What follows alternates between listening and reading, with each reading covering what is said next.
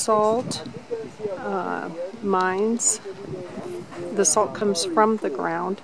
This was built in pre-Inca times, and it's magnificent.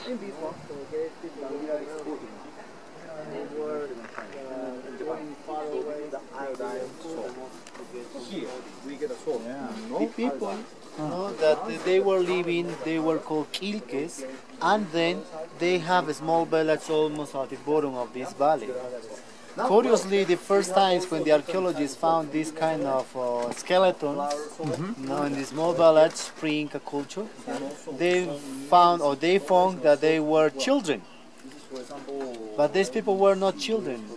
Probably for a lot of consumption of this salt, didn't have the developing so much the body, and they were getting smaller. Smaller. Pichingoto, that's the name of the small village. These people used to transporting the salt. But Incas people arriving here, the expansion, and they took the power of this site. But people that they used to came from faraway areas to get the consumption, very important salt, because this is very important thing to dehydrate the meat, the corn, the potatoes for their dry season consumption. This is Incas people took this power. They said, "This is my property. You need my salt. You know what to do. You need to give your taxes % of payment, or join into my empire." Very clever. Very clever. Also, if you remember yesterday the map of South America, and also the Inca map, territory. The 40% of this map is taking this mountain range of glaciers. So they also were controlling the glacier waters. Oh, I had to salt the water. Yes. They were submitting to the small nations under the Inca's powers in this way, using their necessities. Very clever. That's why Incas people were building a bigger area, and then they were not using to do their purposes. Spaniards are right. Later, when the Incas people were escaping to the jungle because they couldn't stop so much Spaniards' weapons, they decided to escape to the jungle, Machu Picchu or Vilcabamba region. They saw so necessary the Spaniards to defeat easier to the Incas people, because they know already that the 6 months dry, not much food. They took this place. They were controlling. So Incas couldn't have the access so much to this salt, and they were eating just fruit, and they would have a really hungry time. Incas. That's why they decided to escape and to be and disappearing, but they are not dead.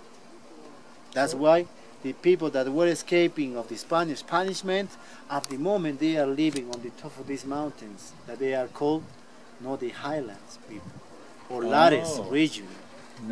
You can see at the moment the people wearing, like the lady you took the picture of there, the viewpoint, they are wearing their typical dresses, ponchos, the customs at the moment. No Catholic churches in the small village. Really?